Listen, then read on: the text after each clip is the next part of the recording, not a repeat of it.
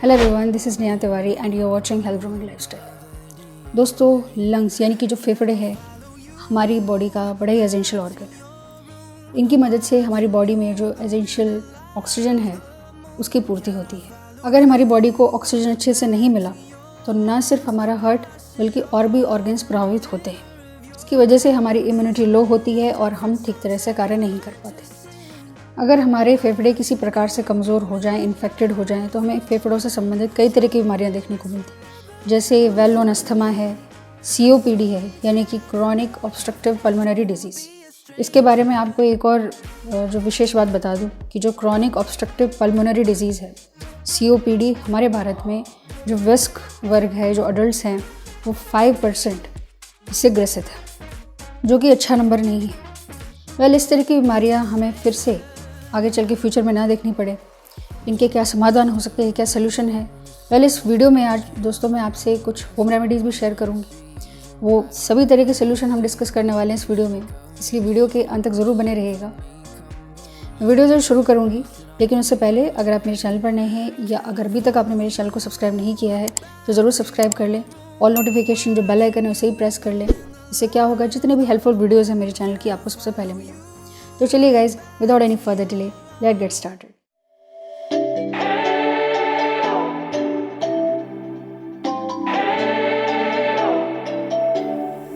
दोस्तों, अगर फेफड़ों को हमें स्वस्थ रखना है तो सबसे ज़्यादा ज़रूरी है उसकी क्लींजिंग की।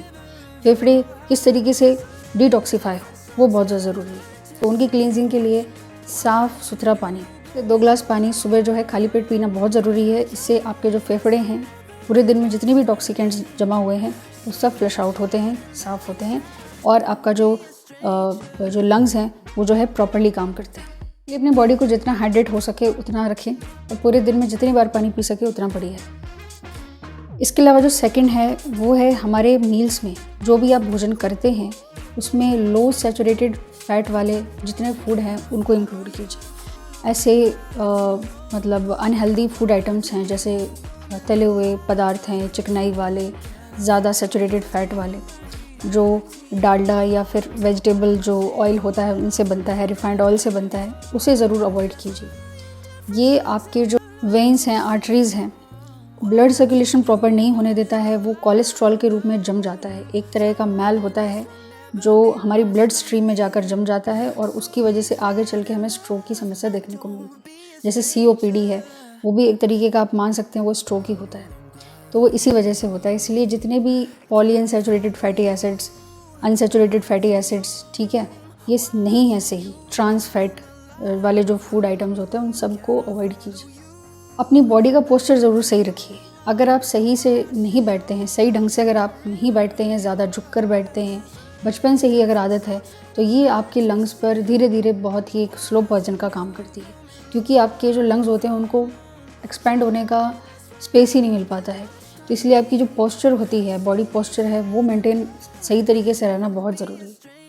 अगर आपका वज़न ज़रूरत से ज़्यादा है तो उस पर नियंत्रण रखना बहुत ज़रूरी है, क्योंकि अगर आपका वेट ज़्यादा है, शरीर का भार न सिर्फ आपके घुटनों पे, आपके बेली फैट पे, बॉडी के हर अंग पर इसका बहुत गलत प्रभाव पड़ता है और इनमें आपके लंग्स भी शामिल है।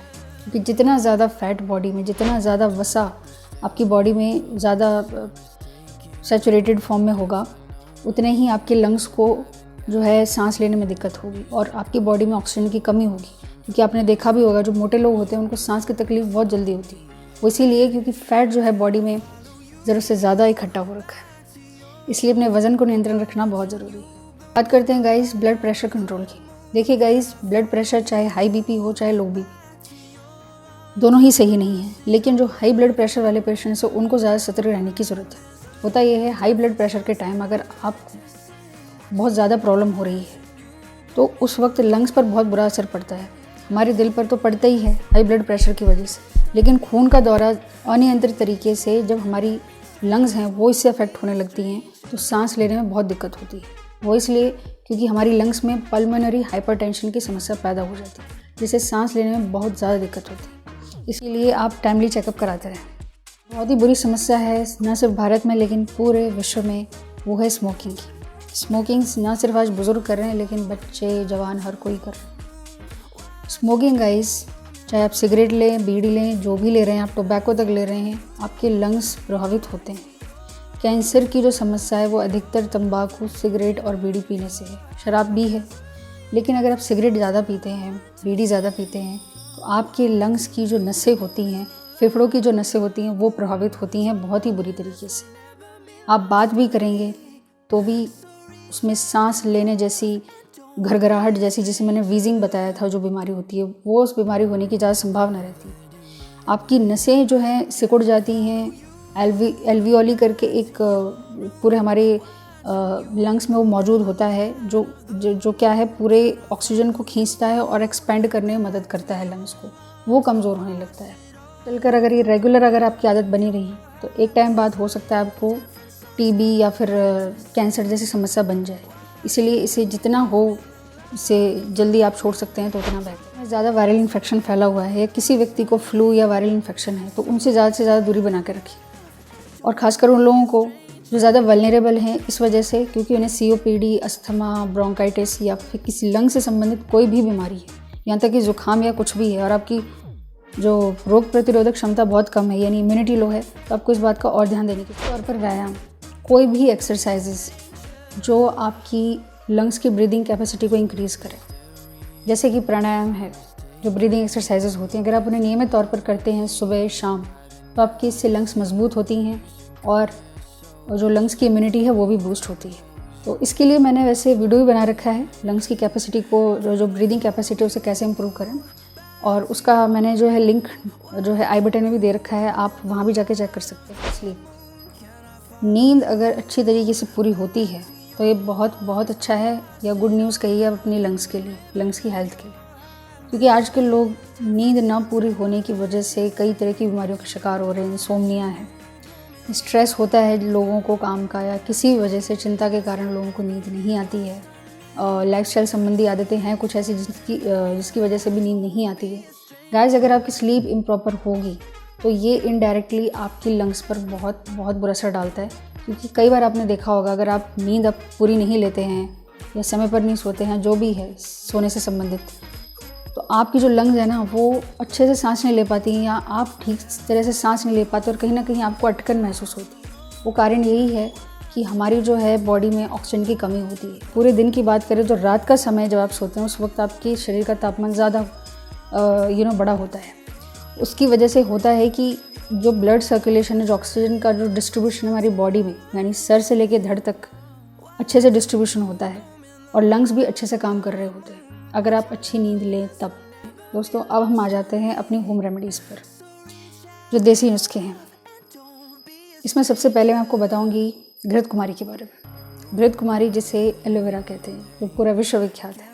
इसकी प्रॉपर्टीज़, इसके गुणों की वजह से ये वर्ल्ड वाइड बहुत ही फेमस है। कई तरह की स्किन से लेके शरीर से संबंधित किसी भी तरह की बीमारी हो, घृत कुमारी बहुत ज़्यादा इस्तेमाल हो रही है। जो भी आप खा रहे हैं उन सभी के जो न्यूट्रिएंट्स होते हैं, उन सभी के न्यूट्रिएंट्स का निचोड़ सिर्फ और सिर्फ आपको एकमात्र घृत कुमारी यानी जो एलोवेरा है उसके जूस पीने से ही मिलेंगे। प्रिपेयर कैसे करना है घर पर ही बहुत ही आसान है, आप बना सकते हैं। उसके लिए हमें कुछ नहीं करना है। 3 लीव्स ले लीजिए कटी हुई, अगर आपके पास अवेलेबल है घर में, नहीं तो रेडीमेड एलोवेरा जूस ही मिल जाता है मार्केट में, वो आप इस्तेमाल कर सकते हैं। तो इसमें करना क्या है, 3 लीव्स लीजिए, उन्हें पानी में किसी भी कंटेनर में डुबो के रख दीजिए। इससे क्या होगा, जो उसका जो पॉइजनस जो येलो सब्सटेंस होता है वो पूरा निकल आएगा, ठीक है, नीचे। और उसके बाद उसको आप पानी में घुमाकर उसका पूरा जो गंदा पानी है उसे फेंक दीजिए, और इन लीव्स को कट करके और इनके साइड में जो कांटे हैं उनको भी कट करके, और अंदर का जो जेल है फिर उसे स्पून की मदद से एक जार में निकाल लीजिए, ठीक है, ग्राइंड करने के लिए। तो जब ये एक एक करके जब सारी लीव्स अच्छे से इनका जेल निकल जाए तो इसमें हम जो है थोड़ा गुनगुना पानी डालेंगे, या तो आप ठंडा पानी भी जो है नॉर्मल वाटर वो भी ले सकते हैं, ठीक। फिर इसे हम ग्राइंड कर लेंगे, ठीक है, अच्छे से ग्राइंड हो जाए। उसके बाद आप इसे स्ट्रेनर की मदद से किसी भी कंटेनर में, ग्लास में इसे छान लें, और ये आपकी पीने के लिए रेडी हो गया है। दोस्तों, सेकंड रेमेडी के लिए कंटेनर में पानी लेंगे थोड़ा सा, और इसे हम गर्म कर लेंगे। जब ये हल्का गर्म होने लग जाए फिर इसमें हम गुड़ की एक डेली डालेंगे। इस मिश्रण को हमें जब तक घोलना है जब तक कि गुड़ की डेली अच्छे से मिक्स ना हो जाए, इसका एक्सट्रैक्ट इसमें पूरा ना आ जाए। जब इसका पूरा एक्सट्रैक्ट आ जाए उसके बाद हम गैस स्टोव बंद कर देंगे। ये पूरा मिश्रण जो गर्म किया हुआ है इसे थोड़ा सा ठंडा होने देंगे। ठंडा तो प्रॉपर ठंडा नहीं होना चाहिए, थोड़ा गुनगुना। और इसी तरह इस लुकवार्म जो आपका पूरा ये मिश्रण बना है, गुड़ का पानी कहिए इसे या गुड़ का शरबत कहिए, ये बहुत ही बढ़िया है आपके लंग्स को साफ़ करने के लिए, उसे मजबूत बनाने के लिए। ठीक है, तो इसे हमें क्या करना है, एक कंटेनर में ले लेना है। आप छान भी सकते हैं, बिना छना हुआ भी सही रहेगा।